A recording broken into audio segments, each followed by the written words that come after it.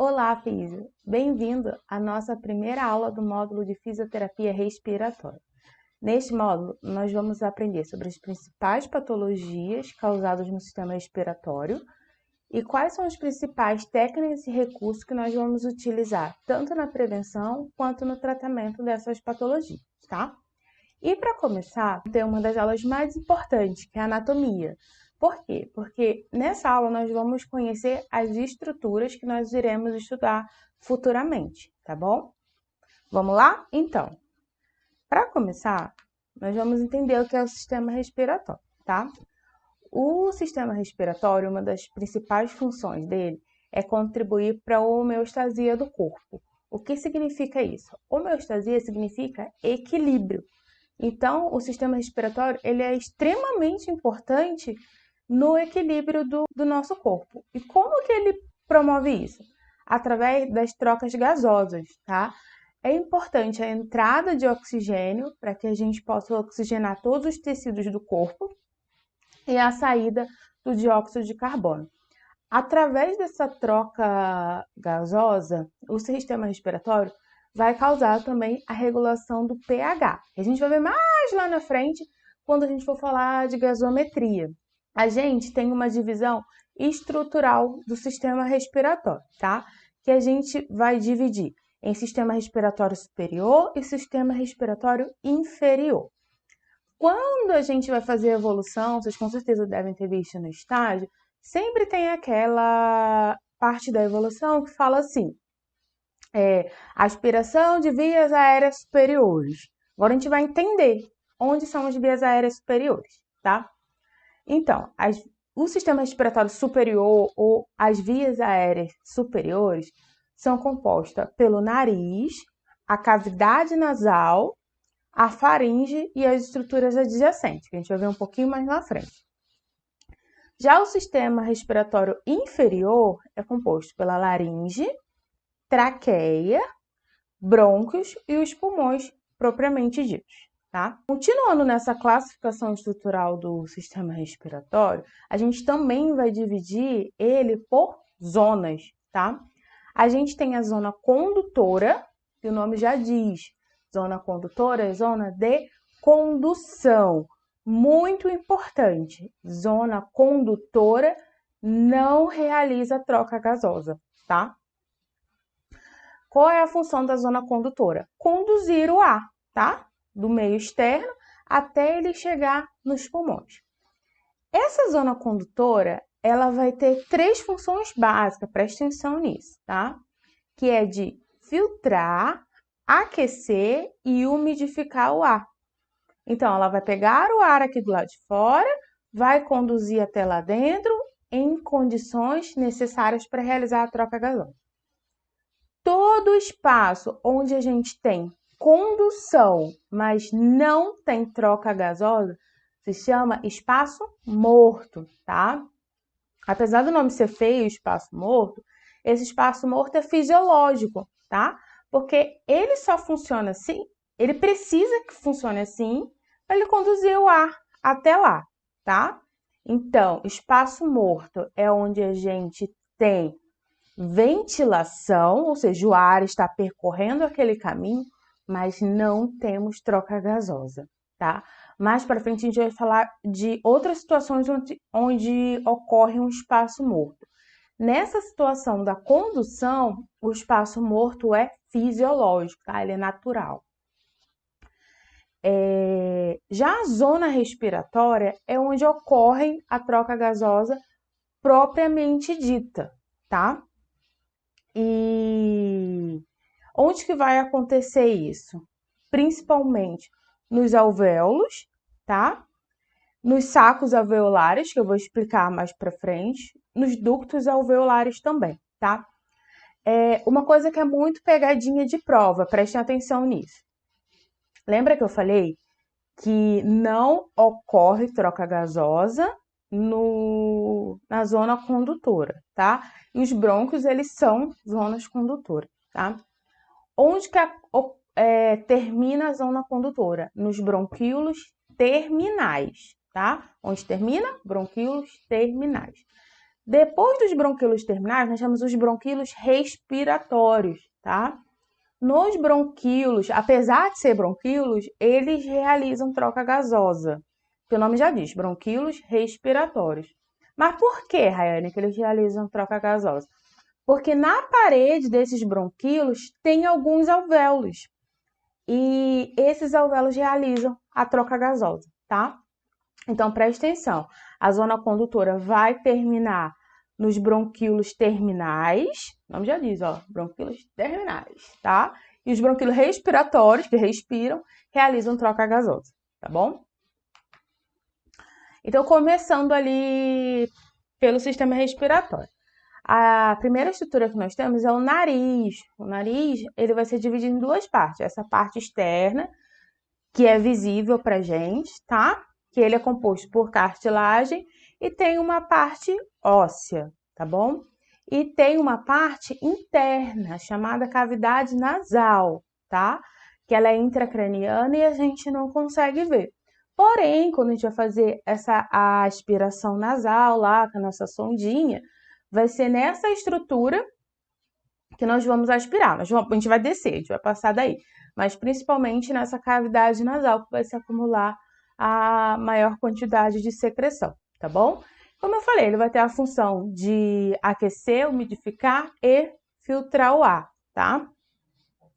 Além da detecção de estímulos olfatórios, que é o quê? O cheiro que a gente sente, né? A gente consegue identificar as coisas pelo cheiro. E modificação nas vibrações da fala. Como que acontece isso? Já reparou que quando a gente está resfriado, a voz muda? Ou mesmo quando a gente tapa o nariz, também a gente tem alteração da voz? É por causa dessa função que o nariz tem de alteração na vibração da fala, tá bom? Aí nós temos a faringe. A faringe nada mais é do que uma zona de condução, um caminho também, tá? Só que ela vai ficar anterior às vértebras cervicais, tá? Posterior à cavidade nasal e à cavidade oral, e ela é constituída por musculatura esquelética. Essa musculatura, ela vai auxiliar na deglutição, tá? Para o alimento conseguir prosseguir o caminho dele. O que é importante? Ela vai atuar tanto na passagem de ar quanto na passagem de alimento, tá? E é na faringe também que ficam as tonsilas, tá? Quem são as tonsilas? São as famosas amígdalas, tá? E elas têm um importante papel no sistema imunológico. E depois nós temos a laringe, tá? Eu vou mostrar para vocês melhor como que funciona a laringe. A laringe, ela é uma conexão entre a faringe e a traqueia, tá? Mas ela tem um papel muito importante, a gente vai entender agora. A laringe, ela é composta por filamentos de cartilagem, tá? Dividida em 3 partes. A parte mais importante é a cartilagem tireoide. O que é a cartilagem tireoide? É aquele que a gente chama de pomo de Adão, tá? Vou voltar aqui para vocês verem. Ó, a cartilagem tireoide. Tá vendo? Ó, a gente tem epiglote, osso ióide e a cartilagem tireoide, que é o que a gente chama de pomo de Adão, que aí ele fica mais proeminente, principalmente nos homens, tá? E é isso, elas vão ser divididas em 3 partes. Na laringe, a gente vai ter a epiglote, tá? Epiglote é essa membrana que está sinalizada pela seta, tá? E ela vai ser ativada de acordo com a movimentação da laringe, tá? Então, quando a laringe começa a se movimentar, ela é ativada. Tá vendo onde tem essa seta, que tem as cordas vocais? Ali também é a glote, tá? E a entrada da traqueia. O que acontece? Se não existisse a glote, quando a gente comesse, teria o risco da comida ir para a via aérea respiratória. Na verdade, já tem esse risco, né? Mas seria pior.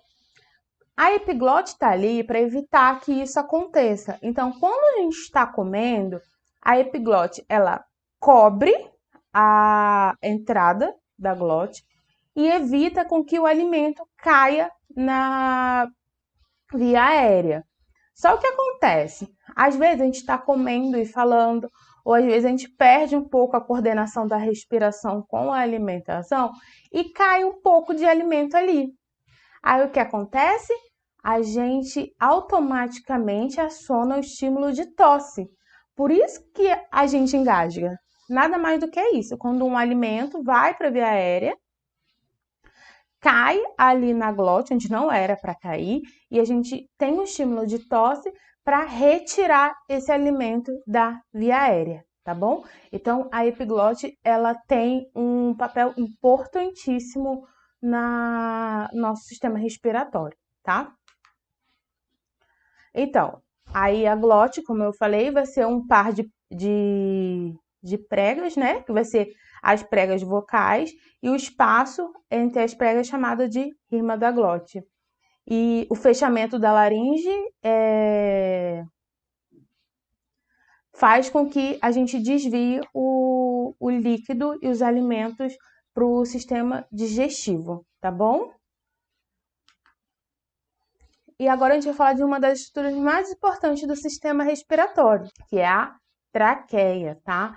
A traqueia também é uma zona condutora e ela tem aproximadamente 2 centímetros de comprimento e 2,5 de diâmetro. Só que prestem atenção numa coisa, isso já foi questão de prova, tá? Todo mundo tem a sua anatomia, tá? Então, tem gente que tem o pescoço mais comprido, tem gente que tem o pescoço mais curto, tem gente que tem uma traqueia mais lateralizada, tá? Isso não é padrão, cada pessoa tem a sua anatomia. Raiane, como que isso vai interferir na prática? Não existe um padrão de número de tubo, não existe um padrão de rima labial, tá? A gente vai olhar o paciente na hora da intubação. Então, se for um paciente mais magrinho, mais pequenininho, a gente vai optar por um tubo menor. Um paciente grande, a gente vai optar por um tubo maior, tá? E a rima labial? Vai depender do paciente. Paciente pequenininho, a gente vai precisar introduzir pouco tubo. Um paciente alto, grande, a gente vai precisar introduzir mais o tubo, tá? Isso já foi questão de prova, então não é padronizado, depende da anatomia do paciente. E então, aí a gente vai ter a laringe, vai ter a traqueia. A traqueia, ela vai ter uma bifurcação, tá? Essa bifurcação se chama carina, tá? É onde a traqueia se divide, se chama carina. E ela vai se dividir em brônquio-fonte direito e brônquio-fonte esquerdo, tá? Olhem essa imagem pequena, onde a gente consegue ver por dentro da traqueia. Essa imagem é de uma broncoscopia, tá? Olhando o caminho ali, direita e esquerda, pense que você fosse um tubo. Para onde fica mais fácil você ir? Para a direita ou para a esquerda? Então, para mim, tá mais fácil para a direita, tá? E por que que acontece isso? Por que que a maioria das seletivações ocorrem à direita? Questão de prova isso, tá? Olhando ali a anatomia da traqueia, a gente vai ver que o lado direito, ele é mais curtinho, tá? Do que o lado esquerdo. A gente vai ver que ele é mais grosso, mais calibroso que o lado esquerdo. E a gente vai ver que ele está mais verticalizado que o lado esquerdo. Então, o fato dele ser mais calibroso, mais curto e mais verticalizado faz com que seja mais fácil com que o tubo seletive à direita, tá? Então, pela essa imagem pequena, a gente consegue ver que para o tubo fica muito mais fácil para a direita do que ir para a esquerda, tá? E isso também acontece no caso da broncoaspiração. Então, quando uma pessoa engasga, ou então uma pessoa está inconsciente, vomita, pela questão da anatomia da traqueia, é mais fácil que a broncoaspiração ocorra à direita, tá? Não esqueçam isso. Então, foi o que eu falei. O bronquifonte direito é mais vertical, mais curto, mais largo, tá? Que o esquerdo, facilitando a broncoaspiração e a intubação seletiva. E durante a intubação orotraqueal, o tubo deve permanecer de 2 a 4 centímetros acima da carina. Para quê? Para evitar a seletivação, que é quando ele entra em um brônquio só e ventila um pulmão só, tá? E como que a gente vai identificar isso? Através do raio-x, tá? Essa informação é do livro ABC da Fisioterapia do Sarmento, tá bom? E agora os brônquios, tá? Como eu falei, vai se dividir em brônquio-fonte direito e esquerdo, tá? E depois a gente vai ter uma nova divisão, que eu coloquei aqui para vocês. Então, vamos lá. Traqueia, depois bronquio-fonte direito, bronquio-fonte esquerdo, brônquios lobares, por quê? Porque cada um vai para um lobo, né? Brônquios segmentares, por quê? Porque cada um vai para um segmento. Depois, os bronquíolos terminais, que é onde termina a zona condutora. E os bronquíolos respiratórios. Por que ele está de vermelho? Que é para você lembrar que nos bronquíolos respiratórios a gente já faz a troca gasosa, tá bom?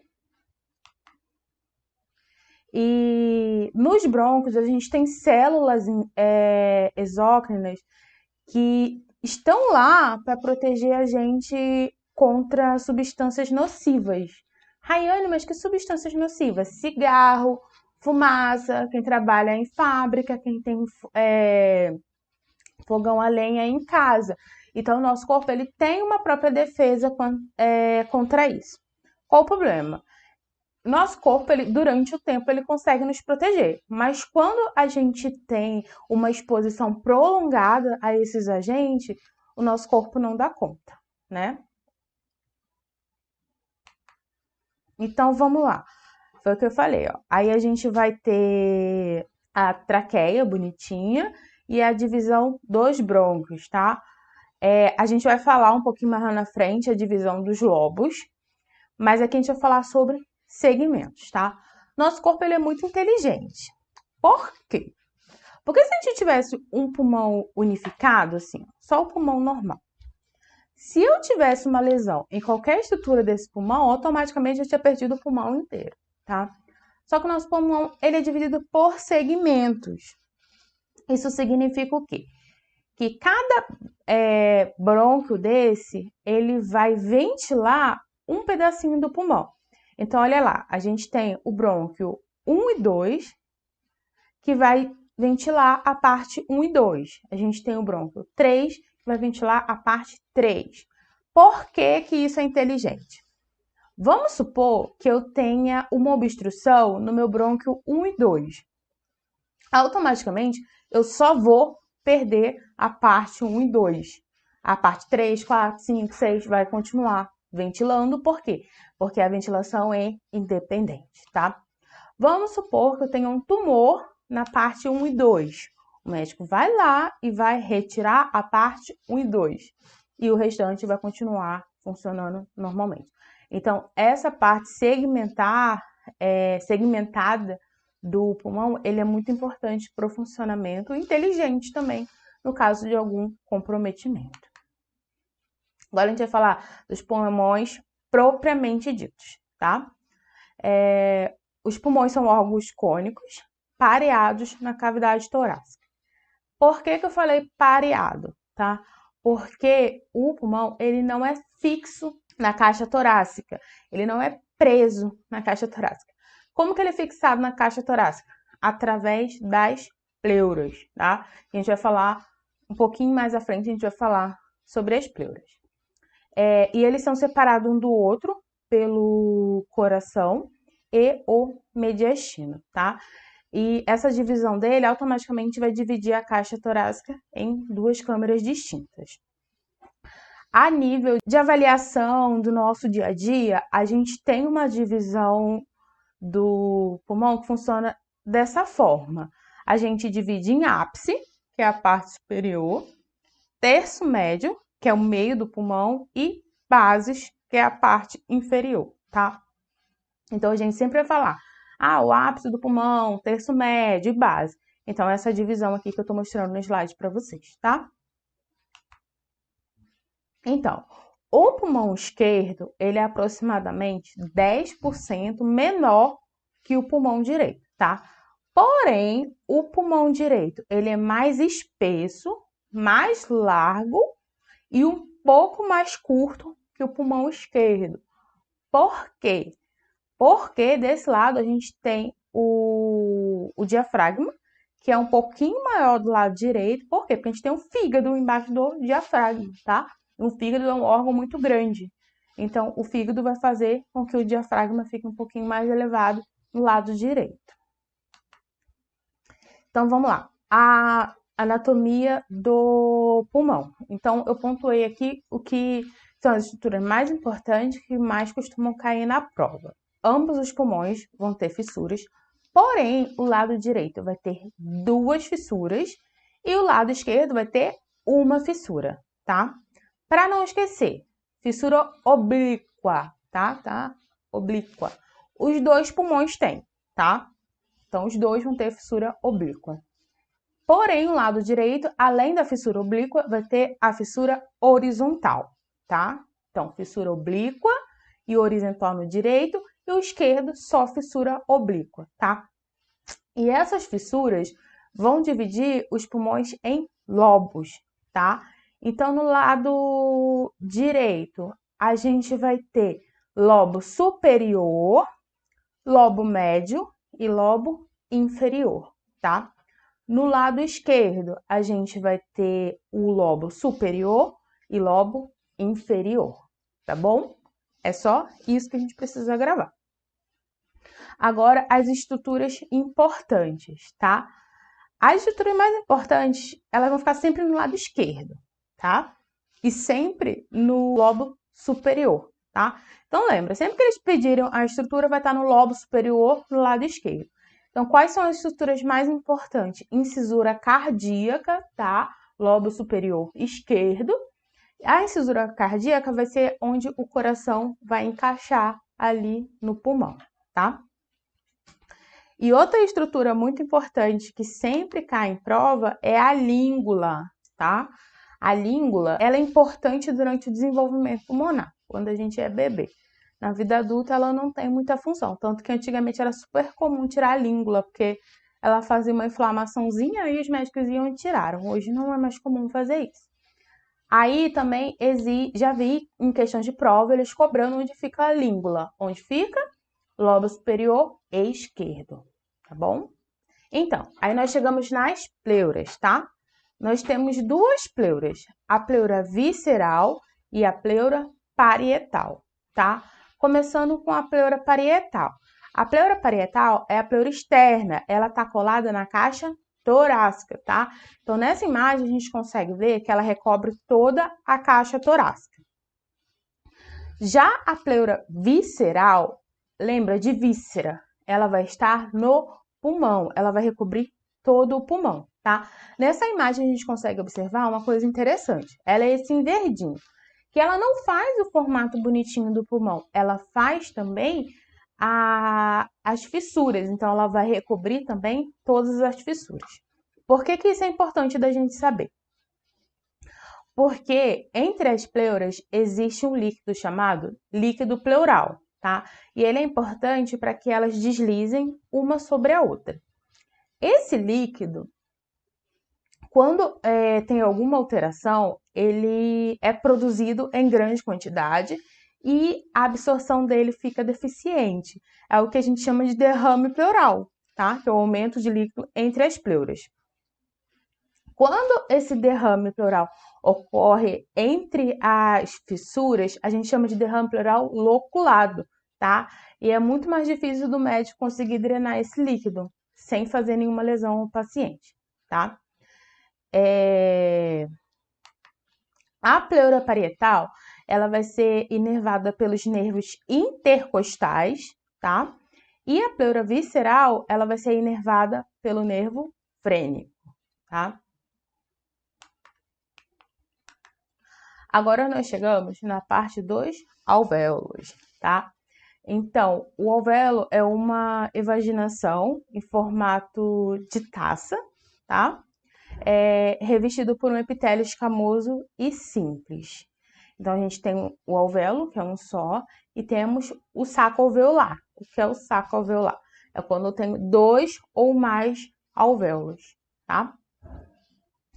E as paredes do alvéolo são formadas por 2 tipos de células principais. Os pneumócitos tipo 1 e tipo 2. Presta atenção nisso, hein? Os pneumócitos tipo 1 vão ser responsáveis por atuar na troca gasosa, tá? Eles ficam coladinhos lá na parede do alvéolo e vão ser responsáveis pela troca gasosa. As células pneumócitos tipo 2, presta atenção nisso, são responsáveis pela produção de surfactante. Eu vou explicar na próxima aula o que é surfactante e qual a importância dele. Mas o principal que vocês têm que gravar aqui, surfactantes são produzidos pelas células pneumócitos tipo 2, tá? Então, nessa imagem aqui, a gente vê um alvéolo isolado, tá? E um saco alveolar, que é quando eu tenho vários alvéolos juntos. Ácido pulmonar, tá? Eu vendo as questões, então eu vi algumas questões que caíam essa nomenclatura de ácido pulmonar, tá?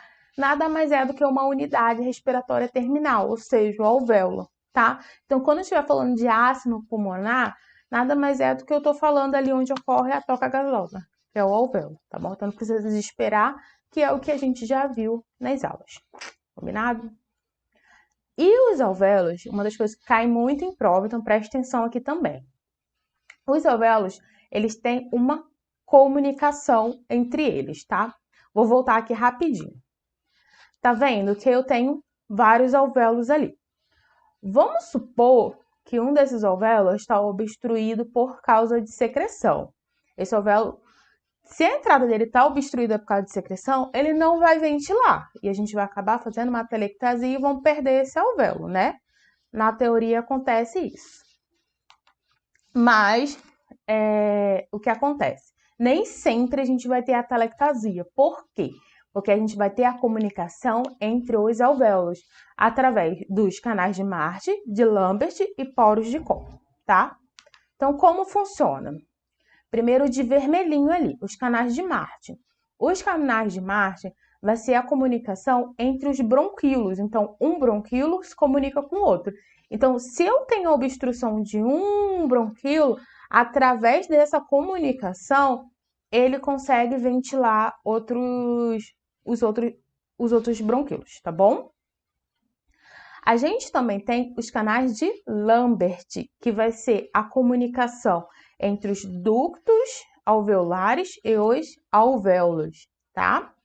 E por último, mas não mais importante, em azul nós temos os poros de Kohn, que vai ser a comunicação de alvéolo para alvéolo, que vão realizar a ventilação colateral, evitando assim que a gente tenha colabamento dos alvéolos, tá? Isso aqui é muito importante, questão de prova. E agora nós chegamos na parte dos músculos. Também é super importante, tá? Cai muito em prova em relação aos músculos. Então, presta atenção. O principal músculo da respiração é o diafragma, tá? O diafragma, ele é um músculo fibroso em fórmula de cúpula, voltada cranialmente, então significa que ele está no sentido para cima, tá? Que separa a cavidade torácica da cavidade abdominal. Então, ele vai ter origem no processo xifoide do externo, O diafragma ele é um músculo muito grande, então ele acaba tendo várias origens, tá? Então ele vai começar aqui pelo externo, no processo tifoide, vai pegar as cartilagens costais, tá? Vértebras lombares e discos intervertebrais, tá? E onde que ele vai fazer a inserção dele? No centro tendíneo, tá? O diafragma, gente, ele é o principal músculo da respiração, como eu já falei. Durante a inspiração, ele vai fazer a contração. Essa contração dele promove o aumento da caixa torácica, facilitando a entrada do ar, tá? Presta atenção nessa informação que eu vou dar. A expiração ocorre de forma passiva. Expiração ocorre de forma passiva. Como que ela ocorre? Através do relaxamento do diafragma. O diafragma relaxando, eu vou diminuir o diâmetro da minha caixa torácica, tá? Então, o ar vai sair. Outra coisa muito importante, a inervação do diafragma. O diafragma é inervado pelo nervo frênico, tá? Nas porções de C3 a C5, tá? Isso cai muito em prova também. Agora, a gente vai entrar numa outra divisão, tá? A gente falou diafragma, que é o principal músculo da respiração, que é o músculo soberano.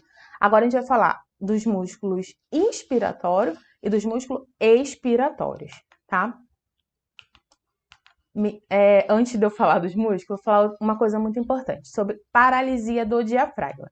Lembra que eu falei que o diafragma ele é inervado pelo nervo frênico? O que acontece?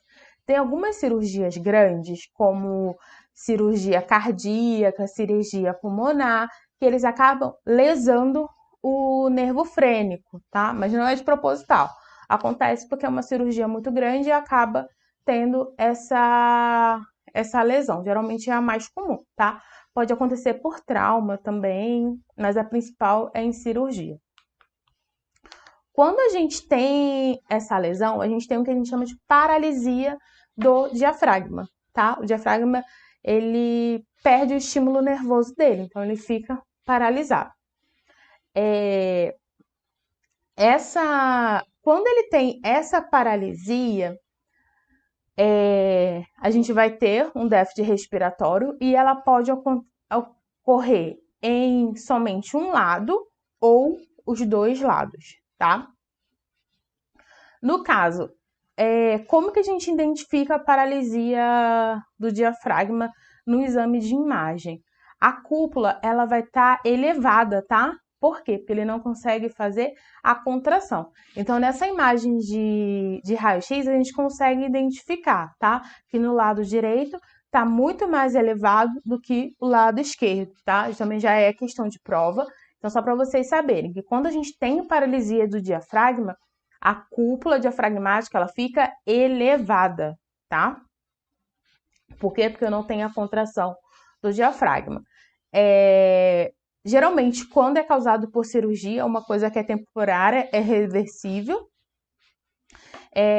Geralmente o paciente fica um tempo em ventilação mecânica e a gente geralmente consegue reverter com eletroestimulação, tá? Então, agora nós vamos para os músculos. Então, a gente vai falar primeiro dos músculos inspiratórios e depois dos músculos expiratórios, tá? Qual o principal músculo inspiratório? Gente, grava esse macete. Os músculos inspiratórios vai ser sempre ao contrário, tá? São os intercostais externo. Então, inspiração externo. Já os músculos da expiração são os intercostais internos. Expiração interno, tá? Vocês gravando isso, vocês respondem, tipo assim, 90% das questões relacionadas a músculos e eu vou provar isso para vocês na próxima aula, tá? Então, vamos lá. Os intercostais externos, que são os principais músculos da inspiração. Então, a origem dele vai ser na margem inferior da costela de cima e a inserção vai ser na margem superior da costela de baixo, tá? Então, a função dele vai ser puxar as costelas, tá? Em conjunto, auxiliando na inspiração. E qual a inervação dele? Nervos espinais torácicos de T2 a T12. E quais são os músculos acessórios na inspiração? O escaleno e o esternocleidomastoide, tá? Que são aspirados na respiração forçada ou no momento do exercício principalmente. Os escalenos, que é o primeiro da foto, vão fazer a elevação das duas primeiras costelas, tá? E o esternocleidomastoide vai elevar o externo. E ambos vão funcionar para aumentar o volume torácico. Por isso que quando o paciente está em insuficiência respiratória, ou até mesmo quando a gente faz o exercício, a gente puxa o ar com força e a gente consegue ver a movimentação aqui do pescoço. Por quê? Por causa do escaleno e do esternocleidomastoide, tá? E os intercostais internos, Rayane? Eu já expliquei já. Vamos fazer a expiração, tá? Então, qual vai ser a origem dele? Na margem inferior da costela de cima e a inserção desde a margem lateral do externo até o ângulo posterior nas costelas em que eles se inserem, tá? E a função, puxo as costelas auxiliando na expiração, tá? Nervos espinais de T2 a T12 também, que ocorre a inervação deles. Ele vai ser dividido em 3 partes. A porção intercondral, que é a paraesternal, e a interóssea, tá?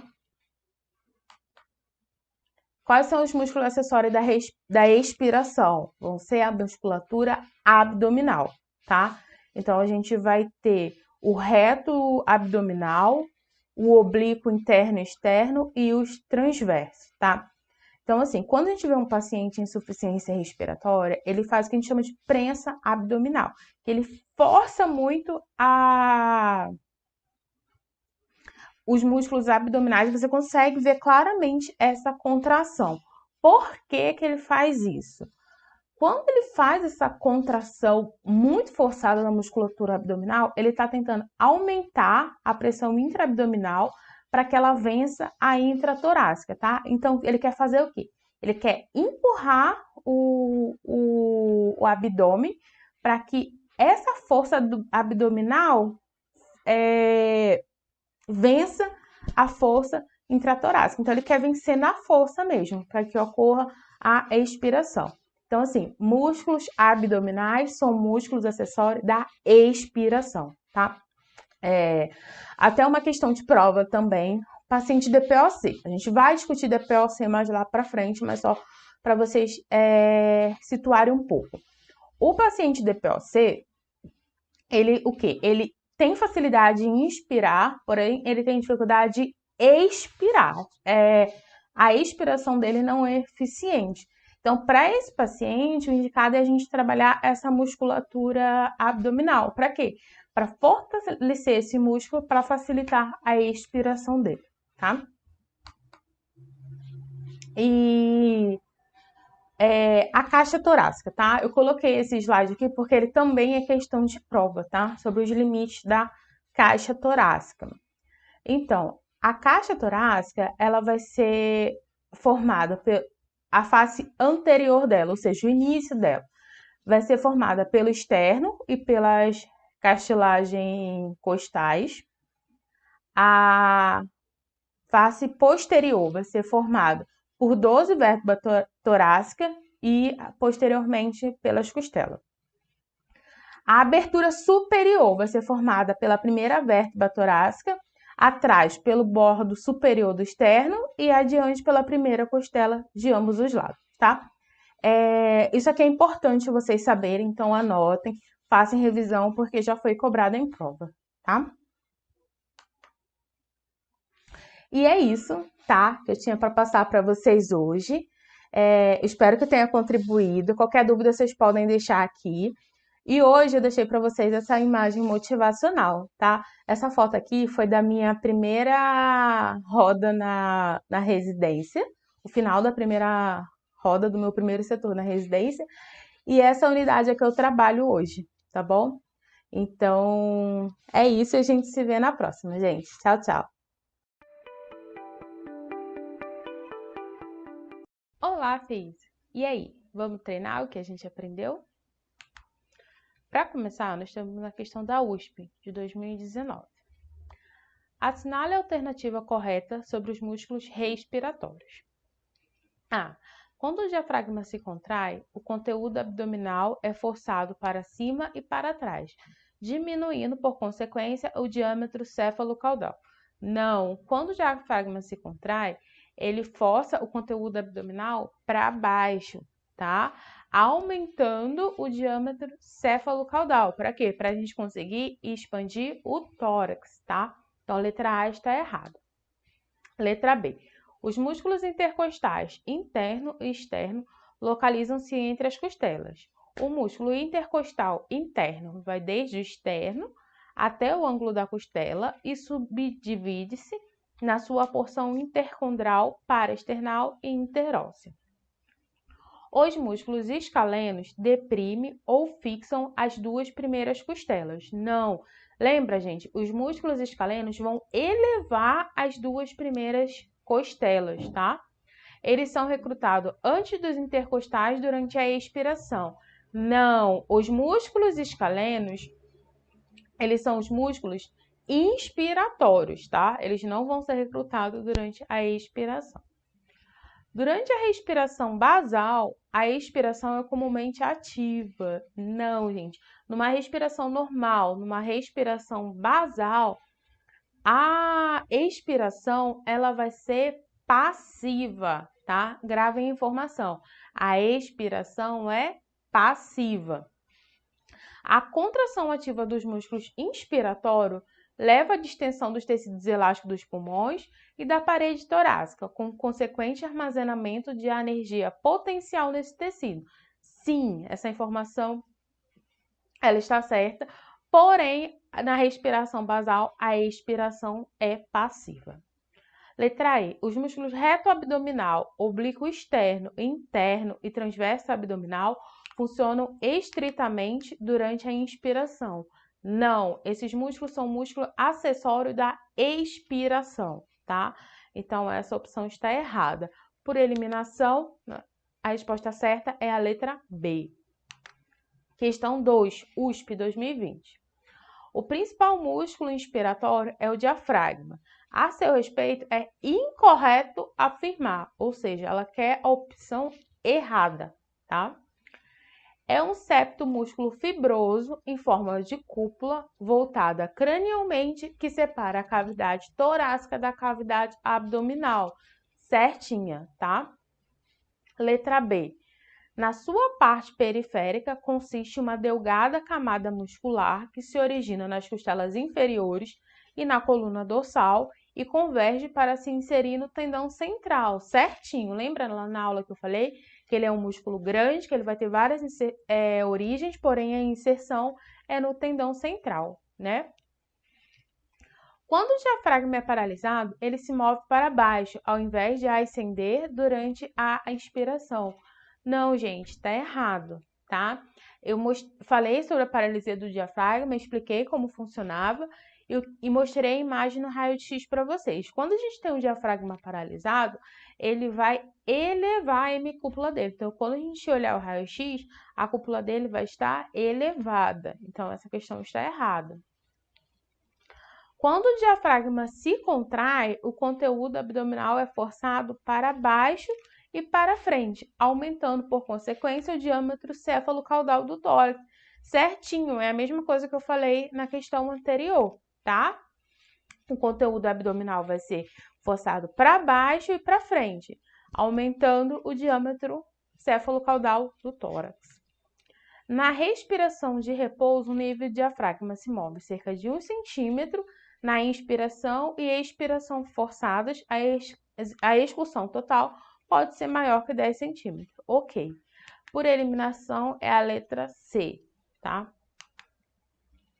E eu coloquei esse lembrete só falando sobre a paralisia do diafragma, que a gente vai ter a elevação da cúpula, tá?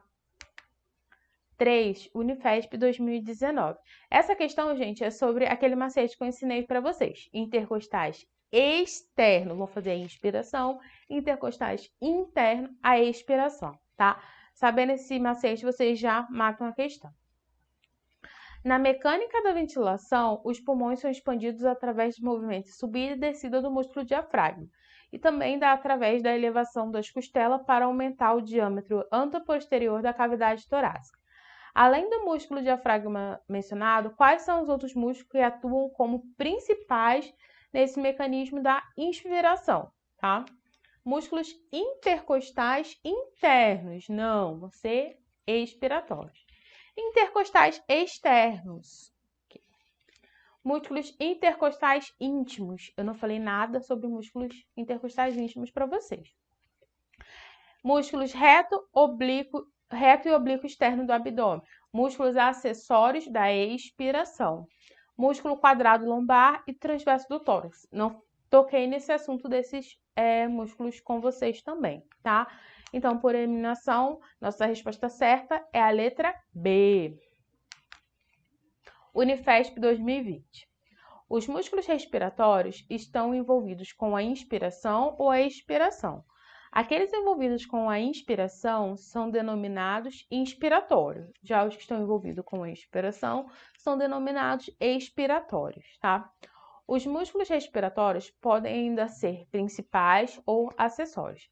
Assinale a alternativa que possui apenas músculos inspiratórios principais. Inspiratórios principais é quem? Diafragma e intercostais externos. Então, vamos lá. A. Músculo peitoral maior. Não falei nada de peitoral com vocês. Reto do abdômen. Músculos intercostais interno e externo. Reto do abdômen, intercostais internos são músculos expiratórios. Peitoral maior, não. Músculo reto do abdômen, acessório expiratórios. Músculos intercostais internos, expiratórios. Intercostais externos e músculos do diafragma. Se fosse só esses dois últimos músculos, ainda dava para solvar essa opção, mas pela questão completa, está eliminada, tá? Letra C. Músculos intercostais externos e diafragma. Certinho. Músculo peitoral maior, músculo esternocleidomastoide e o músculo do diafragma. Peitoral está errado e esternocleidomastoide é um músculo inspiratório, porém ele é acessório, tá? E por último, letra E, intercostais internos e músculo do diafragma. Intercostais internos são músculos expiratórios. Então, letra C, tá? Questão 5. Assinale a alternativa que possui a resposta correta quanto às afirmativas relacionadas às características anatômicas dos pulmões. Para essa questão, a gente vai utilizar aquelas duas imagens. A imagem eu coloquei os dois pulmões, tá? E falei sobre as estruturas anatômicas. Opção 1.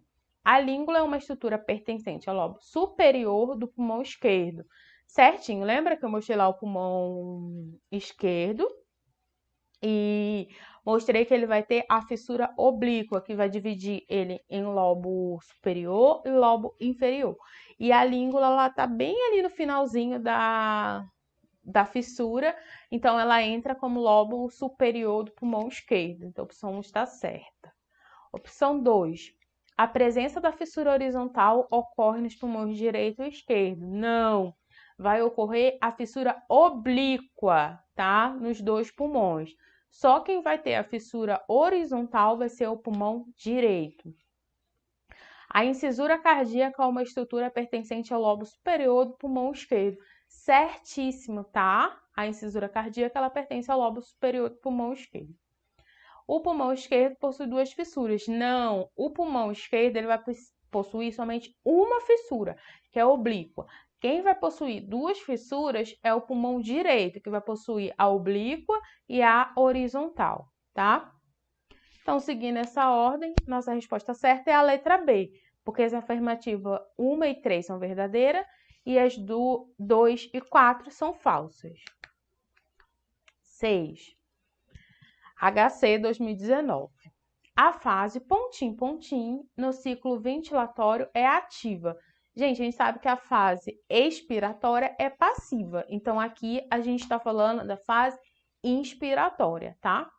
Pois ocorre a contração da musculatura respiratória, principalmente do músculos inspiratórios, diafragmas intercostais externos, o que gera um gradiente de pressão pontinho, pontinho, entre o pontinho, pontinho e a pontinho, pontinho.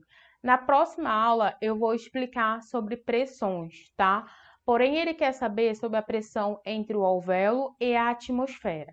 Essa pressão entre o alvéolo e a atmosfera se chama pressão transrespiratória, tá? Que gera um gradiente de pressão, tá? Assinale a alternativa que preenche correta e respectivamente as lacunas. Letra A fase expiratória. Então, a gente já elimina. Por quê? Porque a gente sabe que a fase expiratória é passiva, então não pode ser ela. B, fase inspiratória. Sim. Principalmente pela contração do diafragma. Correto. O que gera um gradiente de pressão transpulmonar. Gente, a pressão transpulmonar é a pressão entre... é a diferença de pressão entre o alvéolo e as pleuras, tá? Então, não pode ser a pressão transpulmonar. Então, nesse caso, é a pressão transrespiratória. Letra C, expiratória. Não, tá errado. Letra D, inspiratória. Sim, diafragmas do intercostais. Até aí, ok. Transpulmonar. Não, é transrespiratória. E letra E, inspiratória, sim. Diafragma, sim. Transrespiratória, sim. Alvéolo e atmosfera. Certinho. 7. HC 2021. Super recente, hein? Em relação à ventilação colateral, assinale a alternativa correta. Também aquela parte da aula que eu falei sobre a comunicação do alveolar, tá? Os poros de Kohn são formações anatomicamente responsáveis pela interligação entre os bronquíolos. Gente, os poros de Kohn, lembra? Vai ser a comunicação entre os alvéolos, tá? Que vão realizar a ventilação colateral. Os canais de Lambert localizam-se entre as glândulas submucóides da via aérea distal. Eu não falei nada sobre isso, tá? Os canais de Lambert, a sua porção da via aérea colateral, os canais broncoalveolares, letra C. Os canais broncoalveolares são a via anatômica pelo qual é possível a expansão de alvéolos colapsados em pacientes lactentes, tá? Não falei nada sobre canais broncoalveolares e também não falei nada sobre os pacientes lactentes, tá? Então, letra C está errada. Letra D. Os canais de Lambert são a porção da via aérea colateral responsável pela comunicação entre os bronquíolos respiratórios. Vamos guardar essa informação. Letra E.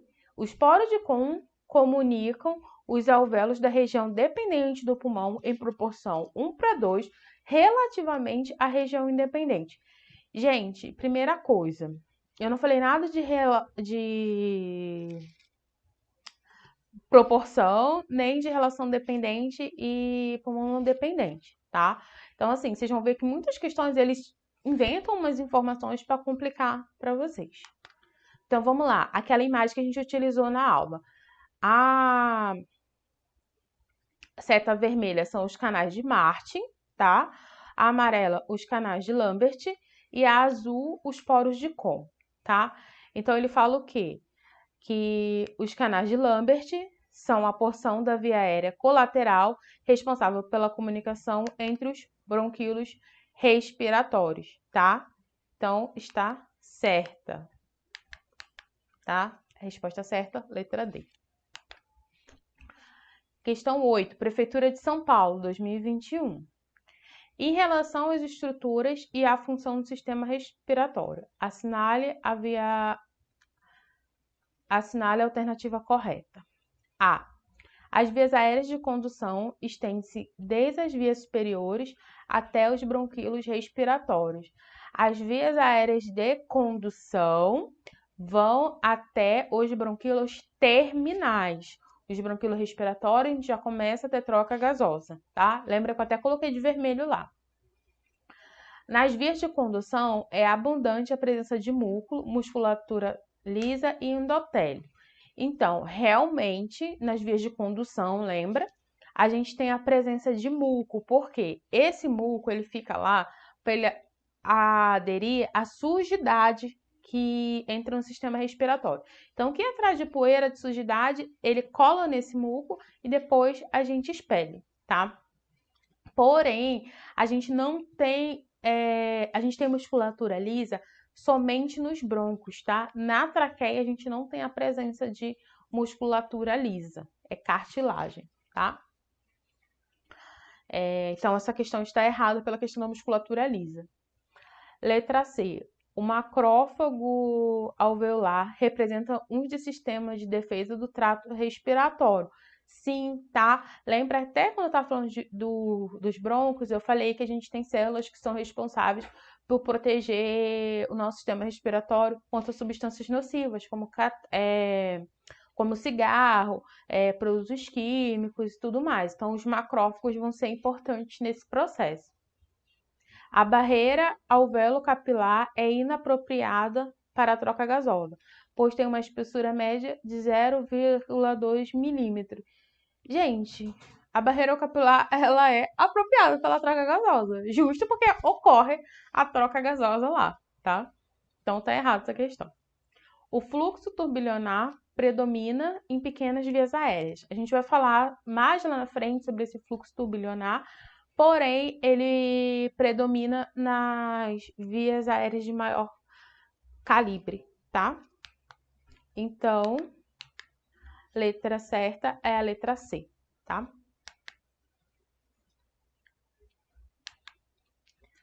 Prefeitura de São Paulo, 2022.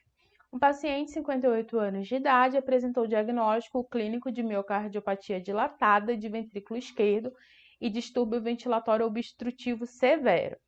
Em tratamento ambulatorial na clínica de reabilitação cardíaca, o fisioterapeuta prescreveu série de treinamento muscular respiratório com dispositivo de carga linear. Esse é o threshold, tá, gente? A gente vai falar sobre ele mais lá na frente. O paciente é então instruído a puxar o ar por um bocal e o equipamento oferece uma carga pressórica estabelecida pelo fisioterapeuta. Durante essa manobra, os músculos acionados são o diafragma, é um incentivador, é um treinador inspiratório, tá? Então a gente vai trabalhar a musculatura inspiratória. De novo, quem são os músculos inspiratórios, tá? Vocês estão vendo que isso se repete muito nas provas, tá? Então vamos lá. Intercostais internos, não, porque intercostais internos são expiratórios. Intercostais externos, escalenos e esternocleidomastoide.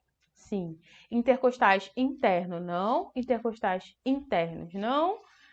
Escalenos e transverso do abdômen. Transverso do abdômen é musculatura acessória expiratória, então não. Por que que aqui vai entrar tanto o músculo principal quanto o músculo acessório? Lembra que eu falei? A gente tem duas situações que a gente usa a musculatura acessória. Na insuficiência respiratória, ou no esforço, ou exercício. Como aqui é uma situação de exercício, ele vai utilizar a musculatura acessória dele. Então, por isso, a resposta certa é a letra B, que a gente vai ter intercostais externo, escalenos e o esternocleidomastoide. 10. Unirio, 2017. A atividade desse músculo começa no início da inspiração e atinge sua atividade máxima no final da inspiração. Ele eleva o externo e suas duas primeiras costelas, acarretando expansão para cima e para fora do gradil costal. Esse músculo é conhecido como... Então, ele fala que esse músculo eleva o externo. Eu vou passar aqui para ficar mais fácil de entender, tá? É o escaleno. A gente mata essa questão pela questão dele falar que eleva as duas primeiras costelas. Quem faz essa elevação é o escaleno, tá? Aí ele fala que eleva o externo, que é a função do esternocleidomastoide, tá? Mas acaba que quando ele eleva as duas costelas, como a gente tem anatomicamente, eles estão conectados, então é consequência, não tem como fazer um movimento isolado. Então, quando a gente elevar as costelas, automaticamente o externo vai levantar, tá? Mas quem vai fazer a elevação propriamente dita do externo é o esternocleidomastoide, tá? Especialização do HC 2022, super recente, tá? Durante a ação de inspiração normal, durante a ação de inspiração normal, a contração do diafragma e o deslocamento da cúpula promove a expansão da caixa torácica, o aumento da pressão intraabdominal. Contudo, esse aumento da pressão abdominal só é possível com a ação sinérgica dos músculos. Mesma coisa, gente, HC, ano passado, ó. Ele quer saber quais são os músculos inspiratórios, é só isso. Quais músculos vão atuar junto com o diafragma. Quem faz a inspiração? Intercostais externos. Então, vamos lá. Letra A. Eretores da coluna? Não. Parede abdominal? Musculatura acessória da expiração. Intercostais internos? Não. Intercostais externos? Sim. Eretores do quadril? Viajou demais, né? Então, resposta certa, letra D. Uma questão de graça para vocês dessa na prova, né? 12. Especialização HC, tá? Esse ano também. São estruturas pulmonares de troca gasosa durante a respiração. A gente vai falar melhor sobre essa questão quando a gente tiver aula de trocas gasosas, tá? Mas é só para dar uma pincelada aqui. Então, vamos lá. A. Bronquíolos terminais. Não, bronquíolos terminais ainda é zona de condução. Então, bronquíolos terminais não entra aqui, tá? Bronquíolos respiratórios, sim. Ductos alveolares também, tá? Ácino. O ácino, lembra que eu falei? Que é onde ocorre a troca gasosa propriamente dita. Então, sim, o ácino faz parte da troca gasosa. Composto por pneumócitos escamosos e granulados, espalhados sobre a camada do tecido conjuntivo. Porém, lembra que eu falei que vai ser composto por pneumócitos tipo 1, tá? Quem vai fazer a troca gasosa é o pneumócito tipo 1. Letra C. Alvéolos, sim. Capilares, sim. Lembra que os capilares vão trazer o sangue para fazer a troca. O capilar fica lá na próxima barreira do alvéolo. Membrana alvéolo-capilar também. E os eritrócitos. Eritrócitos vão ser as células responsáveis por carregar o oxigênio. Então, letra C, ok. Letra D. Brônquios, não faz troca gasosa, zona condutora. Bronquíolos terminais, também não. Bronquíolo respiratório, sim. E saco alveolar, sim, tá? Letra E. Pneumócitos escamosos e granulares e macrófagos alveolares. Não, tá? Então, resposta certa, letra C. Em relação à pleura, é correto afirmar que a pleura visceral é inervada pelos nervos intercostais e a diafragmática pelo nervo frênico. Primeira coisa, a pleura visceral vai ser inervada pelo nervo frênico, tá? E a diafragmática também está errada, não seria, tem a porção diafragmática da pleura. Porém, no caso, quem é inervada pelos intercostais é a pleura parietal, tá? Então, a opção A está errada. Letra B. A parietal cobre a superfície externa do pulmão. Não, a pleura parietal vai cobrir a caixa torácica, visceral, de víscera, tá? Mais perto do órgão. Quem vai fazer a cobertura da superfície do pulmão vai ser a pleura visceral. A cavidade pleural é composta por um intertício que reduz o atrito entre os pulmões e a caixa torácica. Não, a gente tem as duas pleuras, tá? E o que reduz esse atrito é o líquido pleural, tá? Não é um interstício. É o líquido pleural que causa esse deslizamento e evita o atrito entre as duas. O espaço entre as pleuras está presente de forma predominante nas regiões superiores da cavidade torácica. Não, o espaço pleural é por toda a extensão da pleura, tá? Até para elas deslizarem livremente. É constituída de membrana serosa, sim, sendo uma camada externa parietal e a interna visceral, certinho, tá? Então, a resposta certa é a resposta letra E, tá? Então é isso, pessoal. Espero que vocês tenham gostado, que vocês tenham conseguido revisar o conteúdo e até a próxima. Tchauzinho!